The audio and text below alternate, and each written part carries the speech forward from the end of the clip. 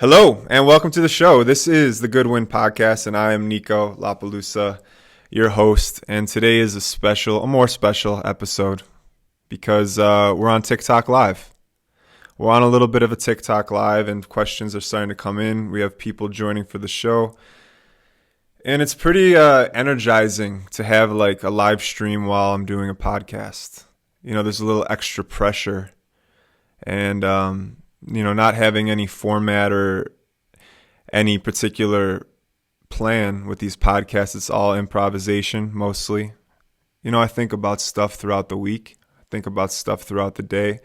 But it's cool to have questions come in and to go off the cuff a little bit and just to see what happens, I always set the intention. I set an intention before each show. It's roughly the same one. It's how do I give value?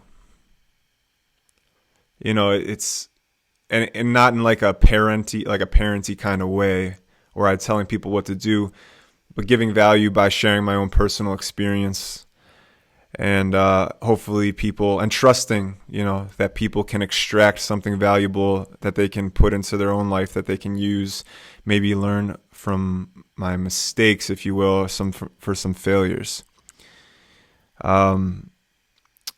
So a few questions came in. I'll try to answer them as much as possible. And one question was on books and one question was on procrastination. And an easy one for the beginning. Here we go. Are you cool? Cool was like a North Star for me for a while. Being cool was kind of, I tried. It's not cool to say you're cool, right? That's kind of like oxymoronic, but I did fucking try. I've been trying for a long time to have an air of coolness. And here's something I've noticed. I noticed that people, how they compliment is oftentimes like what they're trying to seek in a particular way.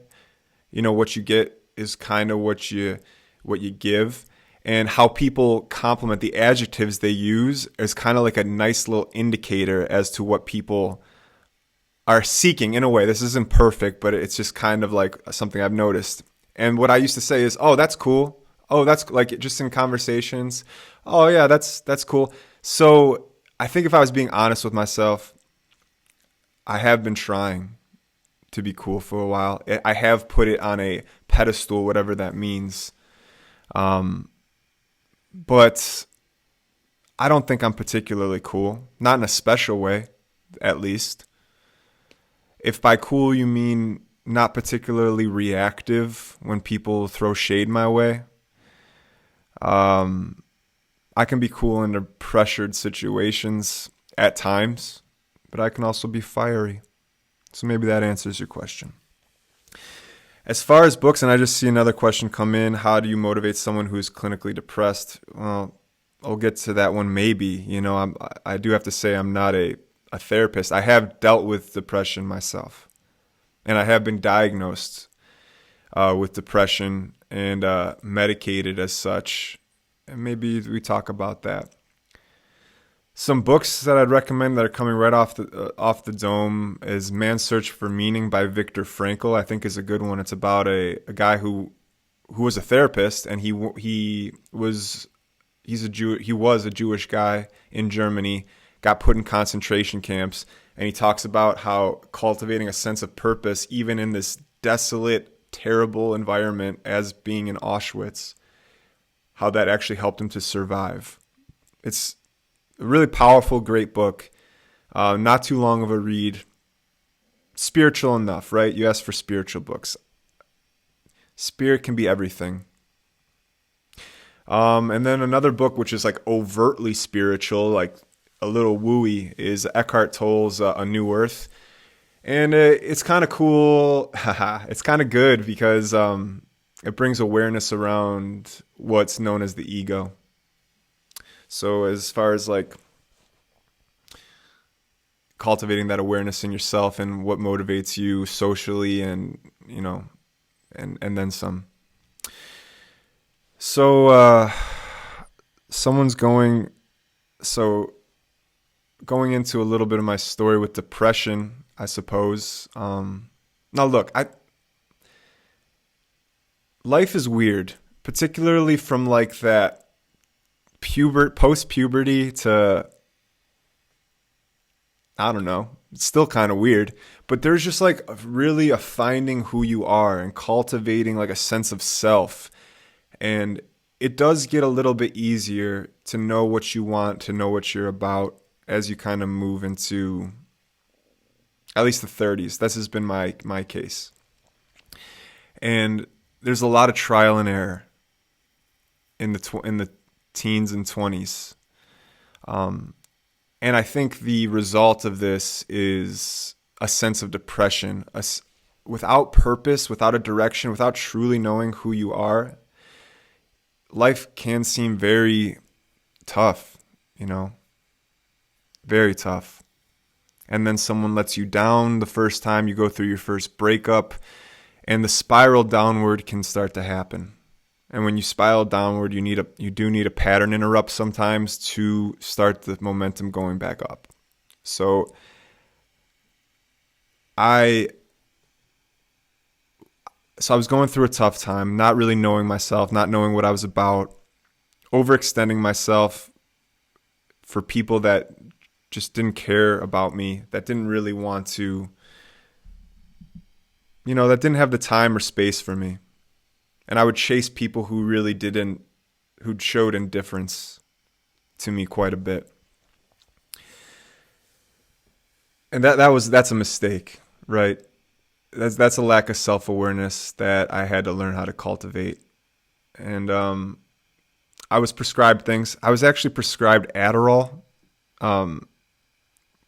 When I told to a psychiatrist that I had trouble sleeping and that I had like symptoms of depression, they prescribed me Adderall. It just seemed really weird, but I was like pumped about it at the time because I'm like, oh, I'm going to do way better at school.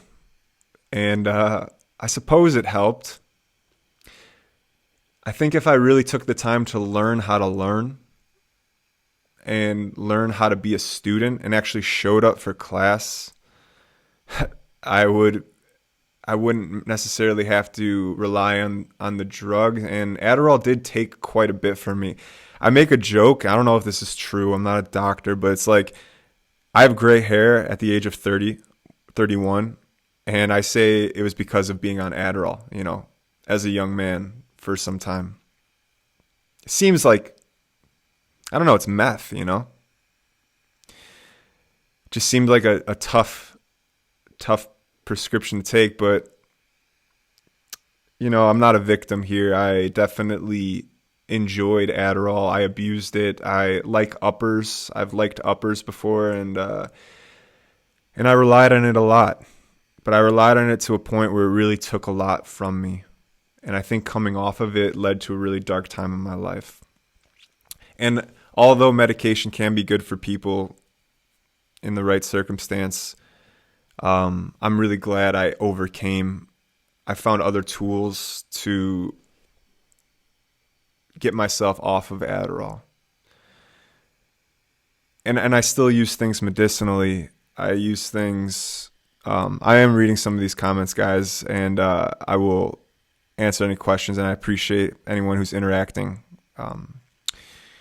So thank you. And I still use medicines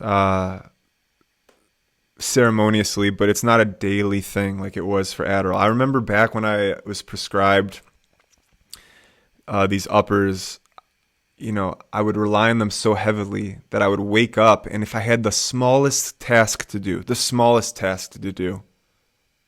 think of the smallest task to do. If I had to go to the bank to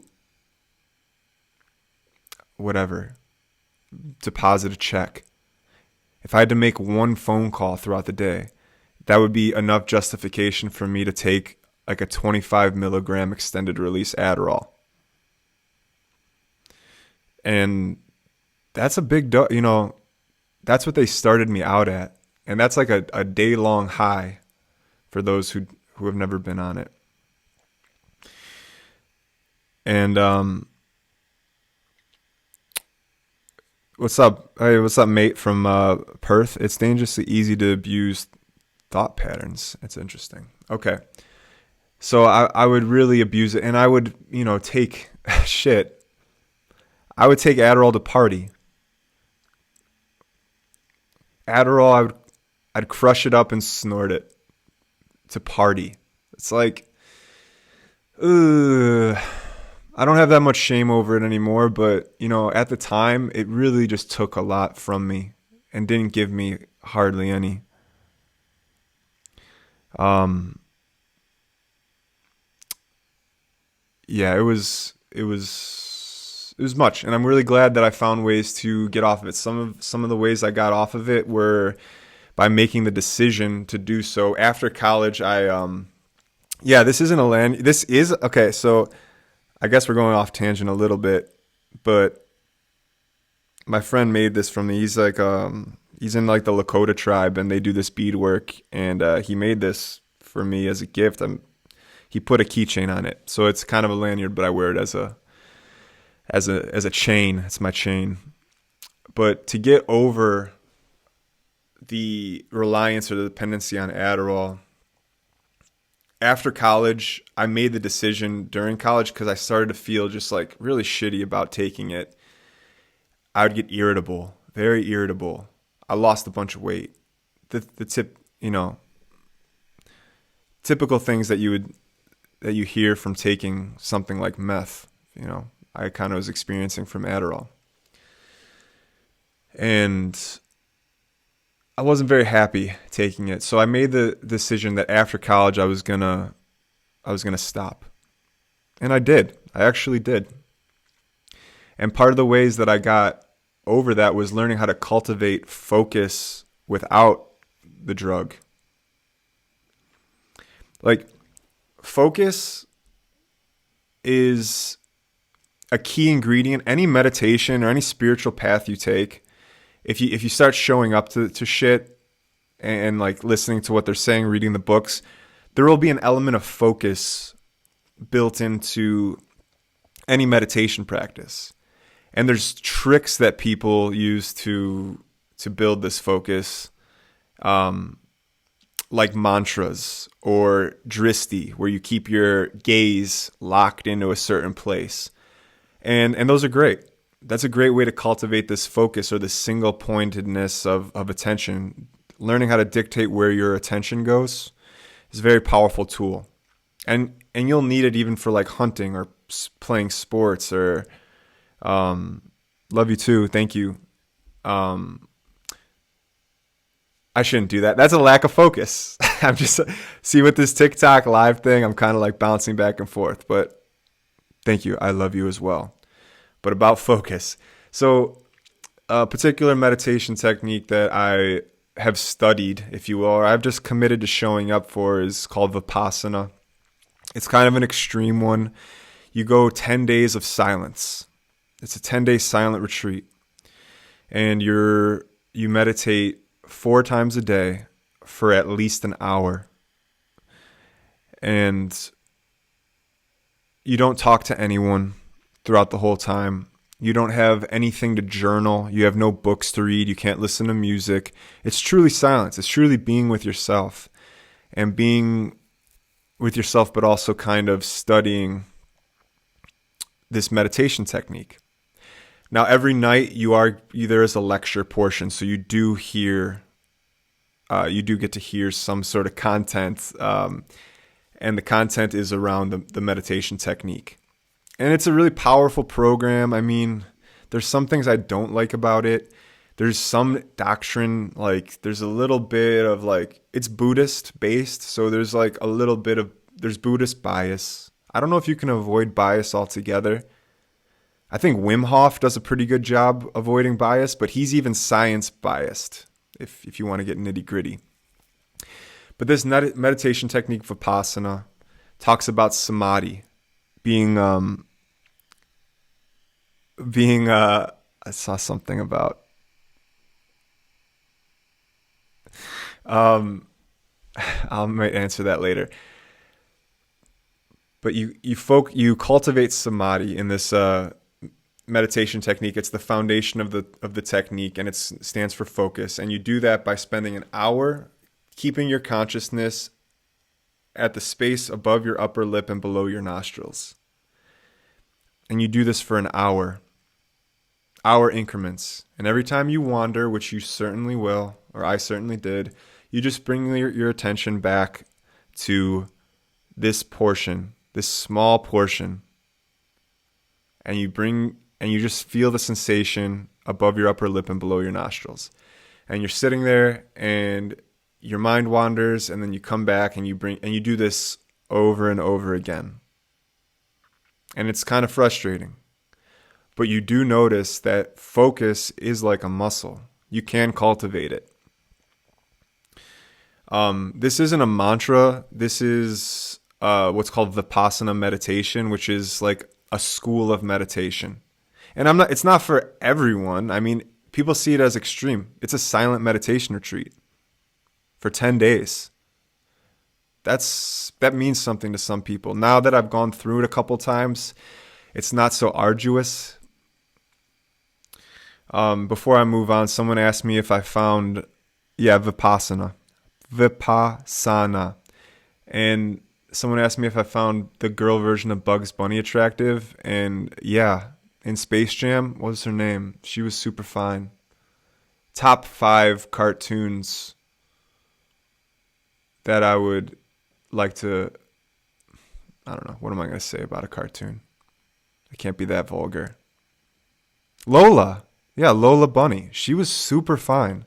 And in that movie, she...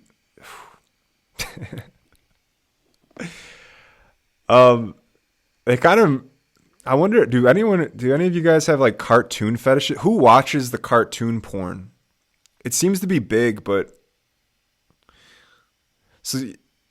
I wonder who watches cartoon porn and who's that's for. I'm sure there's a large audience because it seems to be all over the place. But I digress. So this Vipassana meditation technique has 3 parts. One of it's samadhi, one of it's focus. Thank you for subscribing. And the other 2 are good actions and good deeds, and they list out what good action is. It's basically like don't murder, don't steal. 10 Commandment type stuff, you know. It's not that crazy to think about. But good action also means good thoughts and speaking well too, and saying good things. That's part of good action. And then the third one is called metta, which is universal love. And if you do all of these things, if you practice all these things, you achieve enlightenment, like the Buddha. Like Buddhas do, according to Vipassana meditation. That's what the method's called. So look into that, but there's tons of meditation techniques out there.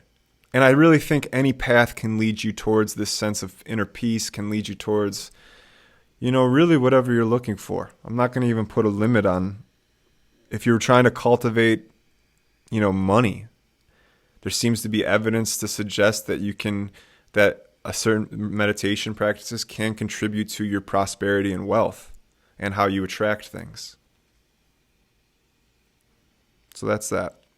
Did anyone answer the question about, does anyone have a fetish with cartoon porn? No one wants to say. I guess I don't blame you. Thank you for the compliment about the hair. Okay, can I recommend a book about Buddhism or meditation? The Tao Te Ching is a pretty poppin' book. It's a collection of 81 poems. And the poems are written for leaders, but everyone's a leader of their own life. And there's lots to extract out of it. It's kind of vague, right? Because they're poems. So I read these poems like every day. I read a couple. And they always seem new. So, Pema Chodron writes pretty decent books about meditation. Taking the Leap is one I read, and it helped me at a time. So this Vipassana meditation, I don't know. I've returned to it a lot of times because it's pretty simple too. I mentioned there's some evidence regarding manifesting things through meditation. What evidence? Okay. And advice on allowing yourself redemption. That's a good question, and I'll try to answer both of them soon. So the evidence I have is anecdotal. So if you're a man of science, you're going to have to either open your mind to another perspective or maybe disregard what I say. Either is fine and up to you. Now, 2016, I was into Kundalini yoga at the time. Kundalini yoga is a type of yoga that incorporates postures, and you chant, and there's certain mantras, and it's kind of a unique style of yoga. It's pretty trippy. It's kind of crazy, but I had a good teacher. And as a side note, I was told, if you ever find a good teacher, no matter what they're teaching, learn it. Because you can extract all the meaning in the world from anything they're teaching if you have a really good teacher. And I found a good Kundalini teacher, and I stuck with them for some time, just some time, because they weren't here, they weren't around me for long, but I showed up for them often. And they gave me, they had written out hundreds of different meditations and what's called kriyas, which are sequences of yoga poses that you do. And in Kundalini, the kriyas are for specific things. So if you want better health, overall health, if you want better sexual vitality, if you want abundance or peace, they kind of programmed you to set this intention with these kriyas. So 2016, I was working as a chemist for an environmental consulting company in Minnesota. And my paycheck was good. My paycheck was really nice. And at that time, in 2013, I had a friend who told me about Bitcoin. And shout out to Mike. He's the man. He told me about Bitcoin, and I bought into it. I loved what it was. I loved that there was a limited amount of Bitcoin, so inflation was actually reverse inflation, where your currency would appreciate over time instead of depreciate like we are in the fiat system. So I loved the idea. I understood the concept and the philosophy behind it. And so what I did was just start taking 10% of every paycheck and putting it into Bitcoin. So I did open up these different channels for money. Now, back to the Kundalini. My teacher sent me a meditation for prosperity, for financial prosperity. And I'm like, okay, I'll try it. What do I got to lose? If anything, I'm just doing a little bit of a meditation. It's 25 minutes a day to sit still and to try to manifest some prosperity. Cool. Now, the trick was, there was like a little trick. You had to do this meditation every day. If you missed a day, you started over. You could either do this meditation for 30 days, for 90 days, or for 120 days. And you had to go every single day. If you missed a day, you started from day 0. So I did this meditation for prosperity. 20 days into the meditation, Bitcoin went from 1,000 to 10,000. Maybe it wasn't that within a month, but it went from like 1,000 or 2,000 to tens of thousands of dollars while I did this meditation. And I'd been buying in 10% of every paycheck for a year up to this point. And I'm like, holy shit, is this the meditation? I don't know. But the synchronicity, the coincidence of it lining up, it had me thinking, okay, well, maybe I will just keep doing this. I ended up doing this meditation for prosperity for 153 days, and then one day I just forgot. And in that time, my money had tripled, at least. It did more than triple at various points of the meditation. And yes, it could be a coincidence. But as I'm opening myself up to these possibilities, the coincidences keep adding up. There's more and more synchronicities around this. This anecdotal evidence that's really hard to replicate in a lab seems to be a decent place to look. For those just joining, we're talking about evidence of meditation doing anything in the physical world. Whether you can you cultivate wealth with meditation? And I'd say not fully. I think anyone that tells you you can pray your way into is like kind of selling lottery tickets. But I think there is a place for these meditations. I think there is a place for getting your mind and your body and your soul, if you wish to subscribe to that, getting yourself right so that you can attract these things into your life. It might just be setting yourself right or setting your energy right so that you can attract certain things into your life. And a few of them have worked for me directly, or they have coincided with great prosperity at certain times. Now, I also did 3 abundance meditations this year, and Bitcoin has coincidentally skyrocketed again. So, look, I needed to open my channels up to make money. I started a business. I was working for a reputable company. I was investing. So I had these channels to make money. I put work and effort into these, but I also put work into just sitting still and allowing and cultivating this prosperity. So it's going to take both, I think. I actually shot a video today that I'll be posting next year. But the video is to get what you want, you have to deserve what you want. Charlie Munger says this. He's kind of a famous investor. The world is not a crazy enough place to reward those who are undeserving. And this is not to say that the world is completely fair. That's not what I'm saying. There is evidence, but it's more fair than you think. It's more fair than it's painted to be. It's more fair than it seems when you feel slighted. Like if you want to lose 100 pounds, you do the things that deserve for you to lose 100 pounds. If you want $1 million in the bank, you do the things that make you deserve to have $1 million in the bank.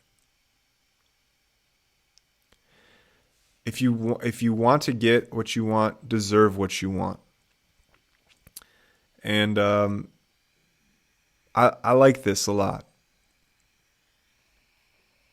If you sow the seed and take care of the land, you will have a harvest. Yes. And this is not to say that all the seeds will grow. Having gotten a lot into planting myself, maybe 1/3 of my seeds cultivate. But yes, if you plant seeds, they'll grow. And I'll tell you what, if you don't plant seeds, any seeds, they won't grow at all. Michael Jordan says you miss 100% of the shots you don't take. There's tons of little quibs about this, but I hope that video kind of inspires you to just start putting energy towards things so that you can cultivate this deservedness of the things that you actually want. Someone just asked me, or just asked the group, really, anyone can respond. Do things happen for a reason, or do some things just happen?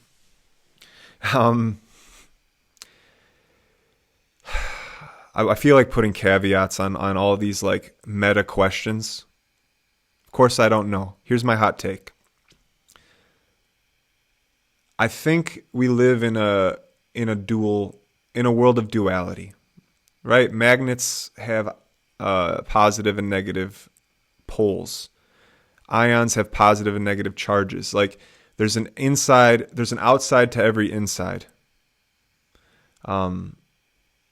There's male and female, and a bunch more, but it comes from a binary system. We live in a world of binaries, and because of this, truths tend to be paradoxical, especially when put into words. What I find, and this is like a thesis I'm working on, and I've talked about a lot in the podcast, is things at their extreme tend to become their opposite. Loyalty at its extreme becomes disloyalty.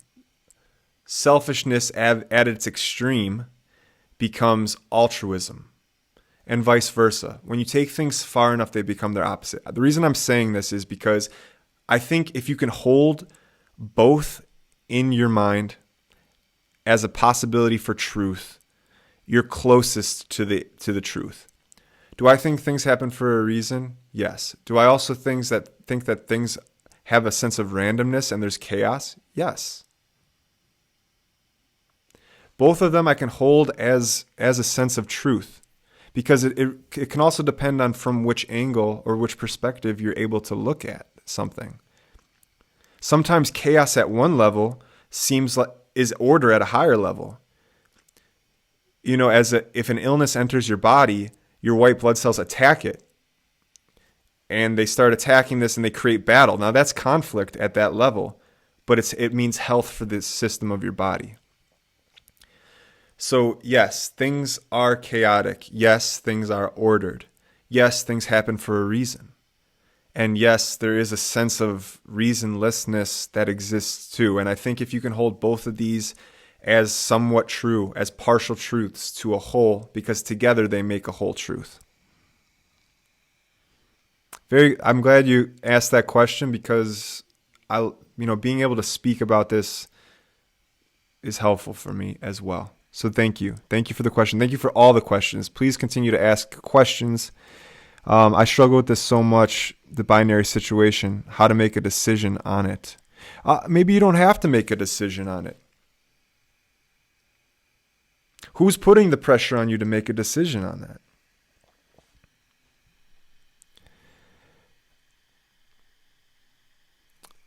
I disagree that the universe is fair. Look, here's one. Here's one that I'll agree with you. I hear what you're saying. I'm a 31-year-old man. My whole life I've spent to fitness, nutrition. I've been working out and training since I was 13. I've tried diets and all this stuff. I get cancer at the age of 30. That didn't feel fair. It certainly didn't feel fair.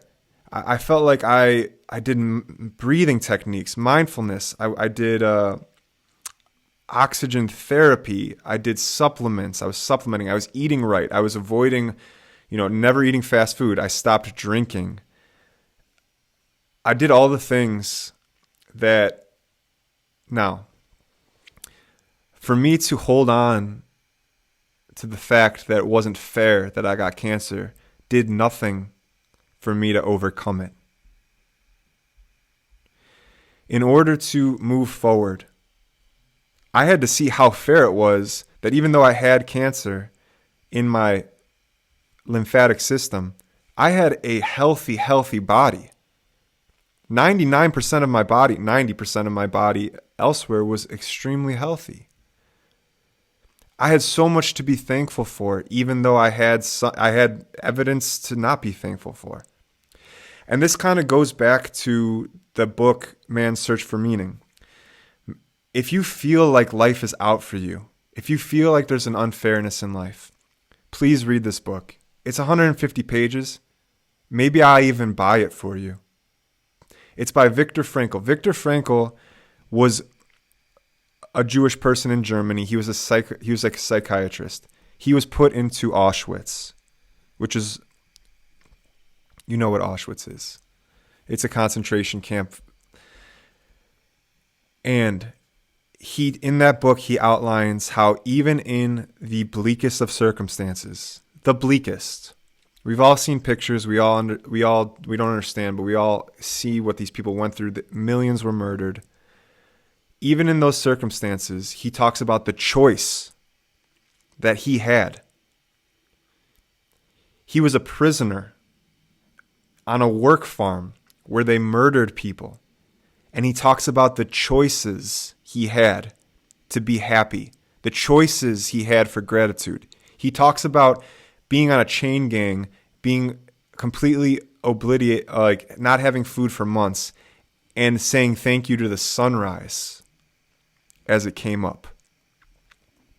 And how that helped him survive and actually later on thrive.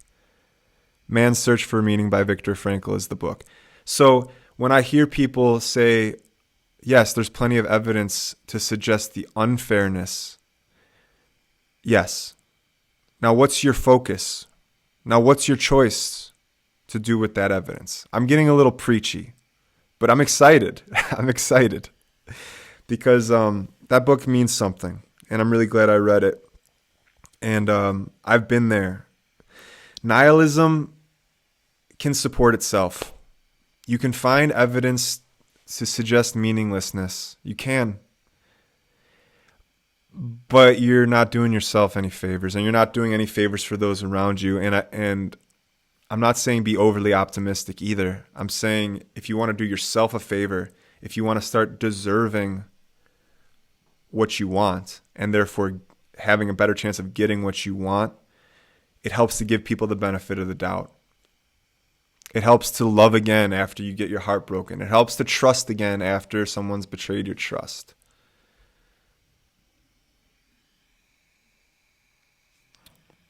Someone's recommending The Magic of Thinking Big. And I'll take that advice into account. And the name of the book that I've been talking about is Man's Search for Meaning by Viktor Frankl. Let's see, is there any other questions?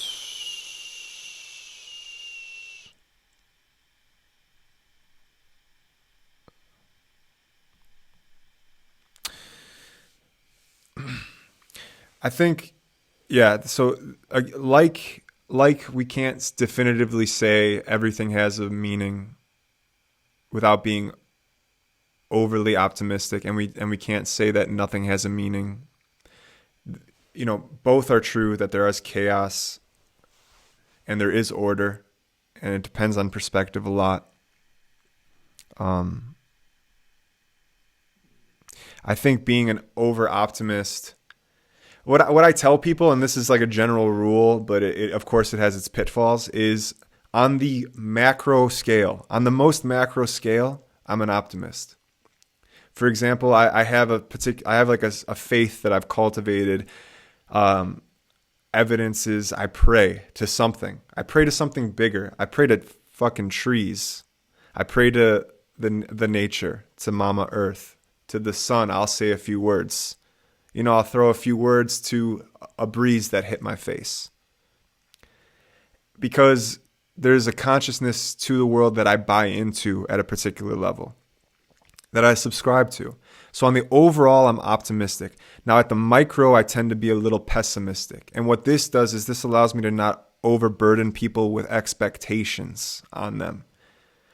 I allow people some room in my life by not putting expectations on them. I hold them in high regard.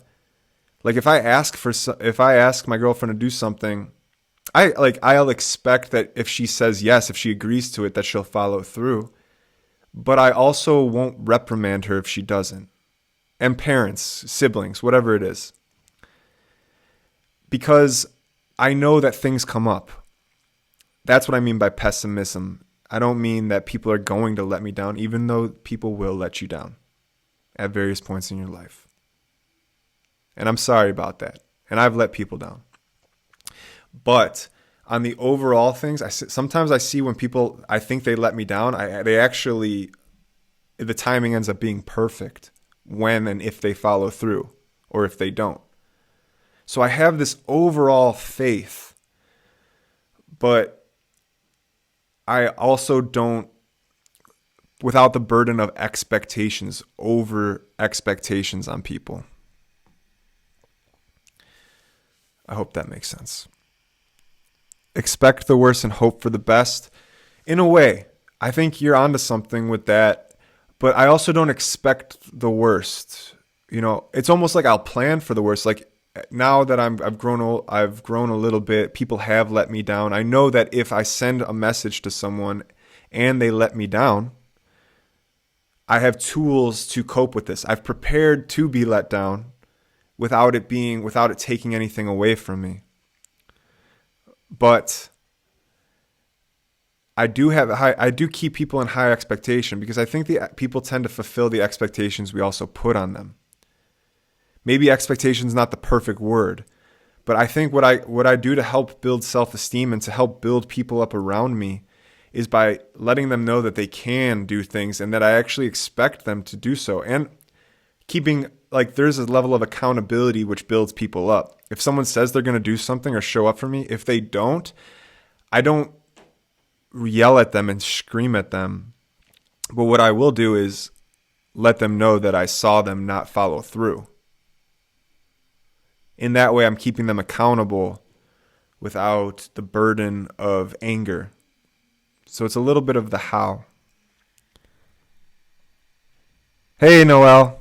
Thanks, man. Good to see you on this platform as well. So if you're just joining, this is a live stream podcast. Feel free to ask any questions. We've talked about a lot so far, and we got about 10 minutes, maybe a little bit more, maybe a little bit less. And just like that, the live stream died. There's no more live stream on the podcast, and that's okay, because now it's just you and I.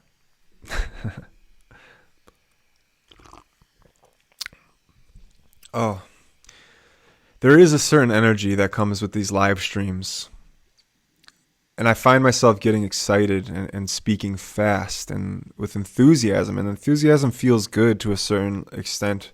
But I also like, taking it down a little bit, being a little bit more contemplative. I do feel bad for kind of bail. I didn't mean to bail on anyone on the live stream. So, yeah, sorry about that. If anyone, to all those who are watching this.